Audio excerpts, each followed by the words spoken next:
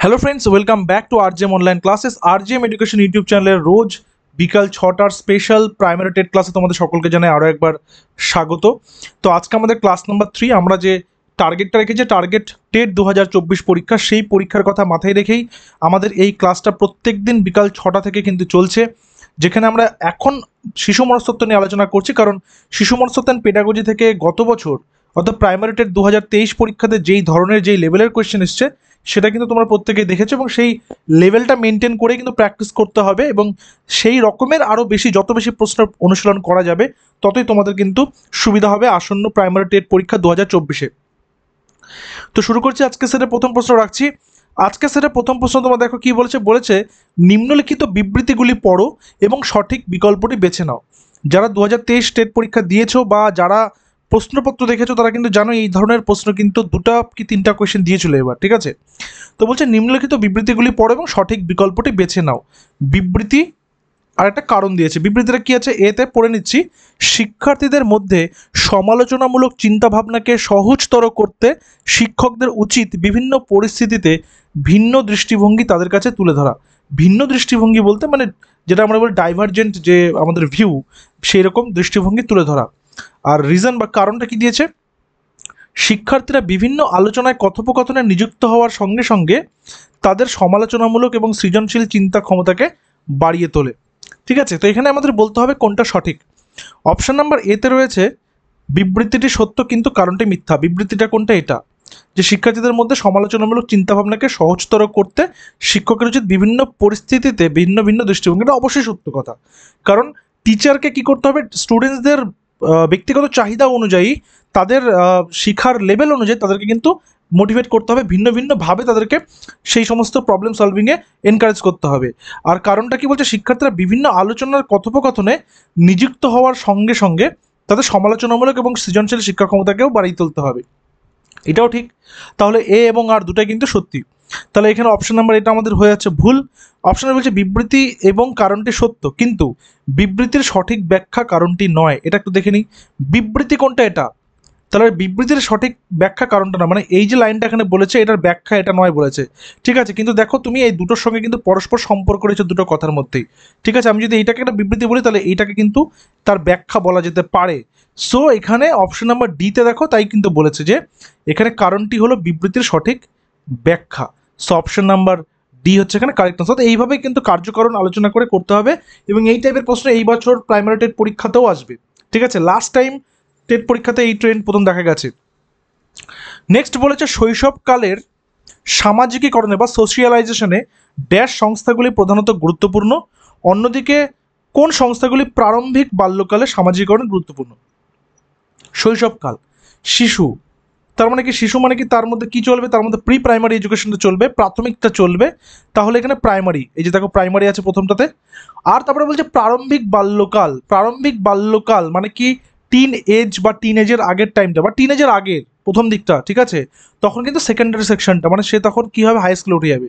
So option number D হচ্ছে এখানে correct answer, যে শৈশবকালে সামাজিকীকরণে প্রাথমিক সংস্থাগুলো। এবার প্রাথমিক সংস্থা বলতে শুধু প্রাইমারি স্কুল নয়, তার পাশাপাশি পরিবার।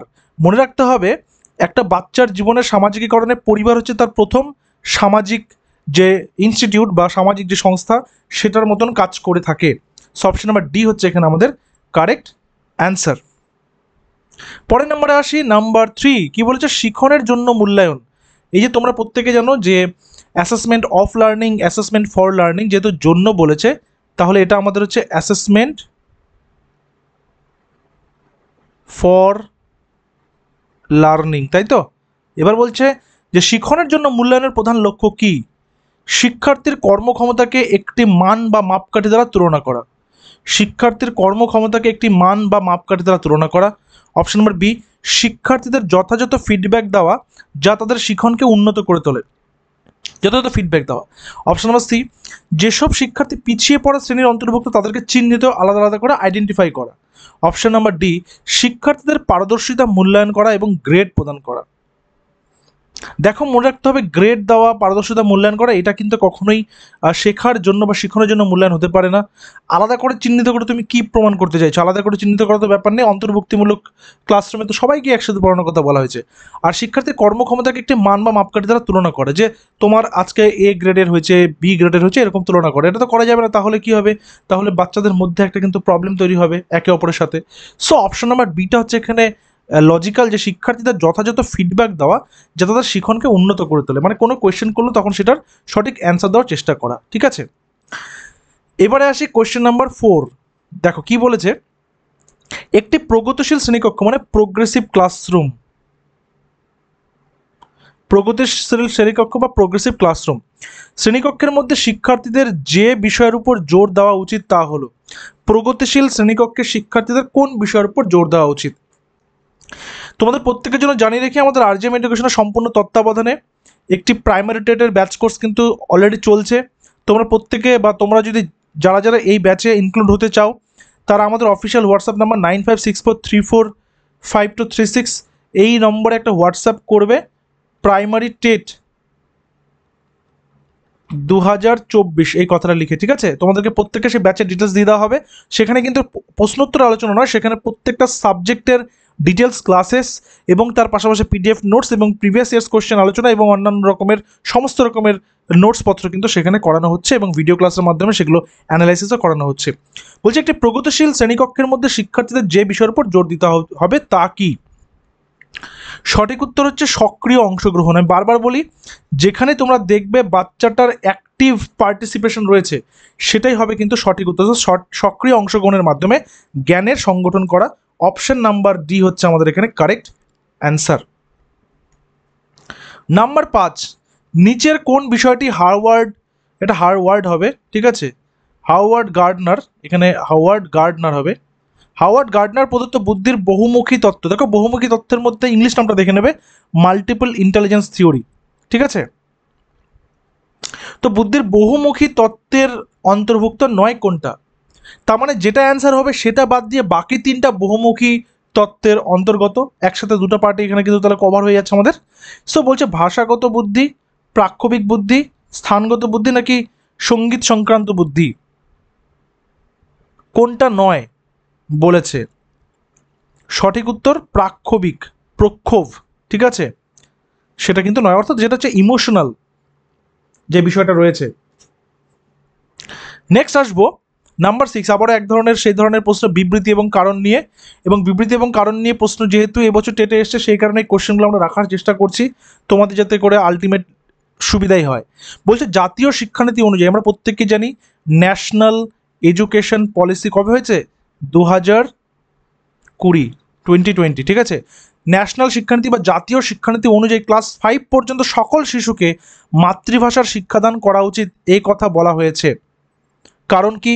ছোট শিশুরা অর্থপূর্ণ ধারণাগুলি বুঝতে পারে ও শেখে খুব তাড়াতাড়ি তাদের মাতৃভাষার মাধ্যমে। অর্থাৎ জাতীয় শিক্ষানীতি অনুযায়ী ক্লাস 5 পর্যন্ত সকল শিশুকে মাতৃভাষা শিক্ষাদান করা উচিত, এ কথা বলা হয়েছে। এবার মাতৃভাষা মানে যে যেই ল্যাঙ্গুয়েজে কথা বলছে, যে যেই ল্যাঙ্গুয়েজে বিলং করছে সেইটাতে। আর ছোট শিশুরা অর্থপূর্ণ ধারণাগুলি বুঝতে পারে ও শেখে খুব তাড়াতাড়ি তাদের মাতৃভাষার মাধ্যমে। তাহলে তুমি একটা জিনিস লক্ষ্য করো যে এখানে বিবৃতিটাও কিন্তু সঠিক এবং কারণটাও কিন্তু সঠিক, এবং কারণেরই কিন্তু সঠিক ব্যাখ্যা এখানে বিবৃতিটা, তাই না? তাই তো, কারণ হচ্ছে কেন, যে মাতৃভাষার মাধ্যমে তারা ভালো শেখে, সেই কারণে কিন্তু কি করতে বলা হয়েছে, ম্যান্ডেটরি করা হয়েছে। তাহলে দেখো অপশন নাম্বার এটা আমাদের এখানে কারেক্ট অ্যান্সার। কিভাবে? বিবৃতি এবং কারণটি দুটি সত্য, এবং কারণটি মানে এই যে লাইনটা, এই কারণটি বিবৃতিটির সঠিক ব্যাখ্যা, মানে এখানে যে বিবৃতিটা দিয়েছে সেটাকে সাপোর্ট করছে কি, এই কারণটা। সো অপশন নাম্বার এ হচ্ছে এখানে সঠিক উত্তর। এই ধরনের প্রশ্ন আরো প্র্যাকটিস করতে করতে এগুলো দেখবে খুব একদম জলভাত হয়ে গেছে, তোমাদের ইজি হয়ে গেছে একদম। নেক্সট চলে আসবে কোয়েশ্চেন নাম্বার 7। একজন শিক্ষক শিক্ষিকা কিভাবে শিক্ষার্থীদের মধ্যে যাওয়া প্রচলিত লিঙ্গ সম্পর্কীয় বাধা ধরা বিষয়গুলিকে সামলাবেন? একজন শিক্ষক শিক্ষিকা কিভাবে শিক্ষার্থীদের মধ্যে হওয়া লিঙ্গ সম্পর্কিত বাধা ধরা বিষয়, বা যেটাকে আমরা বলে থাকি জেন্ডার স্টিরিওটাইপ, তাই না, বা জেন্ডার বায়াস। জেন্ডার স্টিরিওটাইপ বা জেন্ডার বায়াস। স্টিরিওটাইপ কোনটা? যে এই কাজগুলো মেয়েরা, এটা মেয়েদের কাজ, এটা ছেলেদের কাজ। এই তুই মেয়েদের মতো কেন সেজেছিস, তুই ছেলেদের মতো কেন কথা বলছিস, এই ধরনের যে ব্যাপারগুলো, এগুলো হচ্ছে স্টিরিওটাইপ। আর জেন্ডার বায়াস মানে হচ্ছে ক্লাসরুমে এসে টিচার শুধুমাত্র মেয়েদেরকেই প্রশ্ন করে যাচ্ছে, ছেলেদের দিকে তাকাচ্ছে না, বা কোনো টিচার শুধু ছেলেদেরকেই প্রশ্ন করে যাচ্ছে, মেয়েদের দিকে তাকাচ্ছে না, এটা হচ্ছে বায়াস। এগুলো নিয়ে একদিন আলোচনা হবে, আরও সেরকম প্রশ্ন আসলে হবে। তো এখানে সঠিক উত্তরটা নিয়ে নেবো। এখানে সঠিক উত্তর হচ্ছে অপশন নাম্বার বি, বাস্তব জীবনের কিছু উদাহরণ দেবেন যেগুলি বাধা ধরা বিষয়গুলি থেকে সম্পূর্ণ আলাদা। মানে এখানে ব্যতিক্রমকে উদাহরণ হিসেবে ধরতে হবে, যে এই কাজটা শুধু মেয়েরাই করে কিন্তু এই কাজে ছেলেরাও পারদর্শী, এরকম উদাহরণ দেবেন। এই কাজটা শুধু ছেলেদের জন্যই কিন্তু এই কাজে মেয়েরাও পারদর্শী, এরকম কিছু উদাহরণ দেবেন। তাহলে তাদের মধ্যে কিন্তু ওই যে বায়াসটা বা স্টিরিওটাইপটা হবে না, আসবে না। ঠিক আছে, অপশন নাম্বার বি এখানে কারেক্ট অ্যান্সার। আসি প্রশ্ন নম্বর 8-এ, খুবই গুরুত্বপূর্ণ একটি মাল্টি কালচারাল শ্রেণীকক্ষ। মাল্টি কালচারাল, আমরা মাল্টিলিঙ্গুয়াল বুঝেছি, মাল্টিলিঙ্গুয়াল পড়েছি। মাল্টিলিঙ্গুয়াল মানে হচ্ছে যেখানে অনেক ভাষা থাকে, বহু ভাষা। তাহলে মাল্টি কালচারাল মানে কি? বহু সাংস্কৃতিক। আমি টার্মটা এখানে লিখছি, তোমরা দেখবে, বহু সাংস্কৃতিক মানে যেখানে সংস্কৃতির মেলবন্ধন রয়েছে। তো একটি মাল্টি কালচারাল শ্রেণীকক্ষে একজন শিক্ষক বা শিক্ষিকার উচিত কি? শুধুমাত্র প্রভাবশালী গোষ্ঠীর সাংস্কৃতিক প্রথাগুলি প্রচার করা, মানে যেই এলাকাতে স্কুলটা রয়েছে সেখানকার যেটা প্রভাবশালী গোষ্ঠী সেগুলোকে শুধু মোটিভেট করা, সেগুলোকে শুধু হাইলাইট করা। শুধুমাত্র সুবিধা বঞ্চিত শ্রেণী, মানে যারা কোনো কিছুই পাচ্ছে না তাদেরকে শুধুমাত্র প্রচার করা। প্রভাবশালী গোষ্ঠীর সাংস্কৃতিক প্রথাগুলিকে নেতিবাচক উপস্থাপন করা, মানে যেগুলো ওখানকার প্রচলিত প্রথা সেগুলোকে নেগেটিভ দিকে নিয়ে যাওয়া। নাকি শিক্ষার্থীদের সমাজ সাংস্কৃতিক অভিজ্ঞতার পরিপ্রেক্ষিতে তাদের মধ্যেকার স্বতন্ত্র পার্থক্যকে সম্মান করা। দেখো এখানে কিন্তু সহজেই অ্যান্সারটা তুমি করতে পারছো, অপশন নাম্বার ডি। শিক্ষার্থীদের সমাজ সাংস্কৃতিক অভিজ্ঞতার পরিপ্রেক্ষিতে তারা বিভিন্ন রকমের কালচার থেকে এসছে এবং প্রত্যেকের স্বতন্ত্র পার্থক্য, মানে তাদের প্রত্যেকের ইন্ডিভিজুয়ালিটি, সেগুলোকে কি করা? রেসপেক্ট করা এবং সেগুলো সম্পর্কে তাদেরকে উৎসাহ দেওয়া। সকল শিক্ষার্থীকে তাদের অন্তরের সত্য সম্ভাবনা বা সামর্থ্যের অর্জনের সুযোগ করে দেওয়া ড্যাশ শ্রেণীকক্ষের একটি মূল উদ্দেশ্য। এক্ষেত্রে একটা কথা বলি, আমরা যখন লে ভাইগটস্কির কথা পড়ি, লে ভাইগটস্কির কথা যখন আমরা পড়ব তখন সেখানে একটা টার্ম আছে, স্ক্যাফোল্ডিং। আশা করি তোমাদের প্রত্যেকের এটার সঙ্গে পরিচিত রয়েছে। এই স্ক্যাফোল্ডিং বা যেটাকে বলছে তোমার হচ্ছে মাচান নির্মাণ, মাচানই হয়ে গেল ওটা, সরি, মাচান নির্মাণ। ঠিক আছে, এই মাচান নির্মাণটা কি করছে? একটা বাচ্চাকে কি করছে বলতো? এই জায়গাটা, সেই বাচ্চারা যদি আজকে এ পয়েন্টে থাকে এবং তার মধ্যে যদি বি পয়েন্টে পৌঁছানোর ক্ষমতা থাকে, এই পয়েন্টে পৌঁছানোর ক্ষমতা থাকে, টিচার তাকে এই জায়গা থেকে এই জায়গাতে নিয়ে যাচ্ছে। ঠিক আছে, ফ্যাসিলিটেটরের কাজ করছে টিচার, এই জায়গাতে নিয়ে যাচ্ছে। এক্ষেত্রে আমরা জোন অফ প্রক্সিমাল ডেভেলপমেন্টের সম্পর্ক পড়েছি, জেডপিডি বা জিপিডি, তাই কি না? এটাও ভাইগটস্কির। এগুলো আমরা আলোচনা করেছি এর আগে বহুবার, এবং আগামীতে যখন প্রশ্ন আসবে সেগুলো আমরা বহুবার আবার আলোচনা করে নেব। তো এখানে বলেছে এটা কী ধরনের ক্লাসরুমের একটি মূল উদ্দেশ্য হতে পারে। দেখো একটা কথা মনে রাখবে, তোমার ক্লাসরুমে সবাই কিন্তু সমান পরিমাণ জায়গা থেকে আসবে না। এটা তোমার ক্লাসরুম, সেখানে A category, B category, C category, D category, E category, F category, প্রত্যেক ধরনের কালচার, কাস্টম, ফ্যামিলি, ব্যাকগ্রাউন্ড ইত্যাদি থেকে আসবে। তো ইনক্লুসিভ এডুকেশন বা অন্তর্ভুক্তিমূলক ক্লাসরুমে হচ্ছে এই সবাইকে একসাথে জায়গা করে দেওয়া। ঠিক আছে, অর্থাৎ অন্তর্ভুক্তিমূলক শ্রেণীকক্ষের এটা কিন্তু বৈশিষ্ট্য হবে। ঠিক আছে, কোনো প্রশ্ন যদি বুঝতে অসুবিধা হয় অবশ্যই কমেন্ট করে জানাবে, সেগুলো পরের ক্লাসে কিন্তু ক্লিয়ার করে দেবে। কারণ মনে রাখবে, সিডিপিতে যদি তোমার ধারণা ক্লিয়ার না হয় তুমি কিন্তু তাহলে অ্যান্সার করতে পারবে না। এবার জাতীয় শিক্ষানীতি থেকে আরেকটা প্রশ্ন, ন্যাশনাল এডুকেশন পলিসি 2020 প্রস্তাব দেওয়া হয়েছে কি? শিক্ষা হবে ড্যাশ। এডুকেশন পলিসি নতুন যেটা এসছে সেটাতে কি শিক্ষা, মানে সেটাতে কি বলা যায়, শিক্ষা কেমন হবে? পাঠ্যপুস্তকের বিষয়বস্তুর ক্ষেত্রে সীমাবদ্ধতা থাকবে, তথ্য বা ঘটনা না বুঝে মুখস্থ করা, এই যে মুখস্থ মানে কি মেমোরাইজিং করা, বা যেটাকে আমরা বলতে পারি রোট লার্নিং। ঠিক আছে, এগুলো কিন্তু একদম প্রহিবিটেড। তারপরে কি বলছে, শিক্ষার্থীদের মধ্যে প্রতিযোগিতা করার জন্য উৎসাহ দিতে নির্দেশনা দিবে, আর আলোচনামূলক চিন্তার বিকাশের দিকে মনোনিবেশ করবে। সো সঠিক উত্তর হবে অপশন নাম্বার ডি, আলোচনামূলক চিন্তার বিকাশের দিকে মনোনিবেশ করা। অপশন নাম্বার ডি হচ্ছে এখানে কারেক্ট আনসার। জাতীয় শিক্ষানীতি 2020 প্রস্তাব দেয় কি? শিক্ষা হবে আলোচনামূলক শিক্ষার বিকাশের দিকে মনোনিবেশ করবে, মানে যেখানে ডিসকাশন থাকবে, যেখানে জানার পরিসরটা বড় হবে। নম্বর 11, একটি শ্রেণীকক্ষে শিক্ষার্থীদের পছন্দের শিখন কৌশলের সঙ্গে ব্যক্তিগত পার্থক্যটি হওয়া উচিত। একটি শ্রেণীকক্ষে শিক্ষার্থীদের পছন্দের শিখন কৌশলের সঙ্গে ব্যক্তিগত পার্থক্যটি হওয়া উচিত কেমন? শিখন প্রক্রিয়াটি একটি বাধা হিসেবে বিবেচিত হবে, নেতিবাচক শক্তিদায়ক উদ্দীপকের ব্যবহারের দ্বারা নির্মূল করা, জ্ঞানমূলক অস্বাভাবিকতা হিসেবে দেখা, ব্যক্তিগত প্রয়োজনীয়তাগুলি পূরণ করার জন্য সম্মানিত এবং শিশুকেন্দ্রিক শিক্ষাবিদ্যা গ্রহণ করা। কারেক্ট অ্যান্সার ব্যক্তিগত প্রয়োজনীয়তাগুলি, অপশন নাম্বার ডি, পূরণ করার জন্য সম্মানিত এবং শিশুকেন্দ্রিক শিক্ষাবিদ্যা গ্রহণ করা। যেখানে দেখবে চাইল্ড সেন্ট্রিক কথাটা রয়েছে, শিশুকেন্দ্রিক রয়েছে, সেটাই তোমাদের কিন্তু লজিক্যাল অ্যান্সার হবে। আচ্ছা, এক্ষেত্রে তোমাদেরকে একটা হোম টাস্ক দিয়ে দিচ্ছি, যেহেতু এই প্রশ্নটা আসলো। শিশুকেন্দ্রিক শিক্ষার জনক, তোমরা ক্লাসের শেষে কাইন্ডলি এটা জানিও, ঠিক আছে? এটা কমেন্টে জানিও, তাহলে আমি অ্যান্সারটা করতে পারবো। শিশুকেন্দ্রিক শিক্ষার জনক। একটি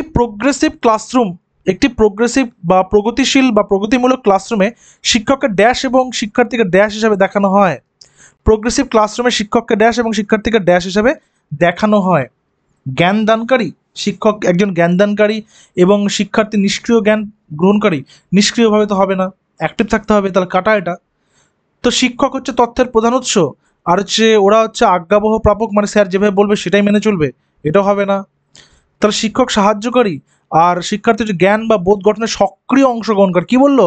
সক্রিয় অংশগ্রহণকারী, মানে কি অ্যাক্টিভ পার্টিসিপেন্ট।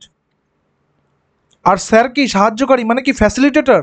হয়ে গেল অ্যান্সার আমাদের অপশন নাম্বার সি, তাহলে এখানে আমাদের কারেক্ট অ্যান্সার, তাই তো? আর অপশন নাম্বার ডি দেখো শাসক, শিক্ষক শাসক কেন হবেন, তাই না? সো অপশন নাম্বার সি আমাদের এখানে কারেক্ট অ্যান্সার। ব্রেইন স্টর্মিং খুবই ইম্পর্টেন্ট একটা টার্ম, এবং দেখবে এখান থেকে প্রশ্ন আসে, ইংলিশ পেডাগজিতে কখনো কখনো দিয়ে দেয়। এই ব্রেইন স্টর্মিং হচ্ছে একটি পদ্ধতির যেটি শিশুদের ড্যাশ বিকাশ করতে ব্যবহৃত হতে পারে। কি বিকাশ করতে ব্যবহৃত হতে পারে ব্রেইন স্টর্মিংটা? অভিসারী চিন্তন। অভিসারী চিন্তন মানে যেটা তোমরা দেখবে কনভার্জেন্ট থিঙ্কিং, কার্যকারী স্থিরতা, অনুসারী বা যেটাকে অপসারী বলি আমরা, যেটা ডাইভার্জেন্ট, আর প্রতিক্রিয়ামূলক অংশগ্রহণ। বলছে ব্রেন স্টর্মিং মানে কি? যখন দেখবে কোনো একটা কার্য সম্পাদন করছে, সেই কার্যটার সঠিক কোনো রাস্তা নেই সমাধান করার, তখনই সেটা ব্রেন স্টর্মিং হবে। আর যখন কোনো কার্যের সঠিক রাস্তা থাকে না সমাধান করার, সেটার জন্য বিভিন্ন রকমভাবে ভাবতে হয়, চারিদিকে ছড়িয়ে ছিটিয়ে ভাবতে হয়, তখন সেটা হচ্ছে অপসারী বা অনুসারী যেটা রয়েছে, ডাইভার্জেন্ট চিন্তন যেটা, সেটা। ঠিক আছে? সো অপশন নাম্বার সি হচ্ছে এখানে কারেক্ট অ্যান্সার। আর কনভার্জেন্ট কোনটা? যেটার একটা নির্দিষ্ট পন্থা থাকে, সঠিক পন্থা থাকে, এবং সেই একরকমভাবেই সেইটা কার্যটা সম্পাদন করা হবে, তখন সেটা হচ্ছে অভিসারী চিন্তন হবে। ঠিক আছে? আর অনুসারী বা অপসারীটা কোনটা? সেটা হচ্ছে ডাইভার্জেন্ট, যেখানে কার্য সম্পাদন করার সঠিক কোনো পন্থা থাকে না, সেখানে বিভিন্ন রকমভাবে ব্রেন খাটিয়ে বা বিভিন্ন রকমভাবে কার্যকলাপ করে সেটাকে সলভ করতে হয়। নিচের কোনটি সমস্যার সমাধান পদ্ধতির প্রথম ধাপ? Problem solving. চারটা ধাপ যদি বলি, A B C R D, তাহলে সবার প্রথমে কী করতে হবে? আইডেন্টিফাই করা। তারপরে কি করা? সেটাকে একটা সংজ্ঞা দেওয়া। সংজ্ঞা দেওয়া মানে সেটাকে একদম মানে কনস্ট্যান্টলি সেটাকে বোঝা। তারপরে কি করতে হবে? সেটার অনুসন্ধান করা, মানে সেটাকে ফাইন্ড করা, এবং ফাইনালে কী করতে হবে? প্রজেক্ট রেডি করা। তাহলে এখানে সবার প্রথমে কি কারণটা কি সেটাকে অনুসন্ধান করা, মানে প্রথমে চিহ্নিত করতে হবে না যে আমার আজকের কোন লাইটটা খারাপ হয়েছে, আমার বাড়ির একটা লাইট খারাপ হয়েছে, কোন লাইটটা খারাপ হয়েছে সেটাকে আমি আইডেন্টিফাই করবো সবার আগে, তাই না? তারপরে এই যেটা, তারপর আমি সেটাকে সংজ্ঞায়িত করবো, সেটা খারাপ আদৌ হয়েছে না সুইচের প্রবলেম রয়েছে না তারটা খারাপ হয়েছে। তারপর আমি কি করব? প্রাসঙ্গিক তথ্য অনুসন্ধান করব যে এবার আমাকে কোন জায়গাটা ঠিক করতে হবে, এবং শেষে প্রকল্প গঠন, যে এবার আমাকে এই সুইচটা লাগালেই আমার এটা ঠিক হয়ে যাবে। সো অপশন নাম্বার বি হচ্ছে সঠিক উত্তর, সমস্যাটা সমাধান করা। এবং আজকে সেটা শেষ প্রশ্ন, এবং এটা তোমাদের জন্য হোম টাস্ক থাকবে। ঠিক আছে? এটা তোমাদের জন্য কি থাকবে? Home task. বলছে একটি গঠনমূলক শ্রেণীকক্ষে, একটি কনস্ট্রাকটিভ ক্লাসরুম, একজন শিক্ষক শিক্ষিকার কি করা উচিত? অপশনগুলো দেখে নাও, এবং আউট অফ 15 তোমাদের স্কোর কত হলো জানিও। প্রত্যেক দিন কিন্তু বিকাল 6টা থেকে এই ক্লাসটা তোমরা কিন্তু পেয়ে যাবে। ঠিক আছে? এই ক্লাসটা তোমরা পেয়ে যাবে। আউট অফ 15 স্কোরটা জানিও, এবং তোমরা আমাদের হোয়াটসঅ্যাপ নম্বরটা আগে দিয়ে রেখেছি 9564345236, এই নম্বরে তোমরা একটা যোগাযোগ করে নিও। প্রাইমারি টেটে তোমরা যারা ব্যাচ কোর্স সংক্রান্ত ডিটেলস জানতে চাও, বা তোমরা যারা ডিসেম্বর প্রাইমারি টেটের জন্য ভালোভাবে প্রস্তুতি নিতে চাও, অবশ্যই তোমরা কিন্তু যুক্ত হতে পারো আমাদের সাথে। দেখা হচ্ছে পরবর্তী ক্লাসে। Till then stay connected with RGM education YouTube channel. Thank you very much.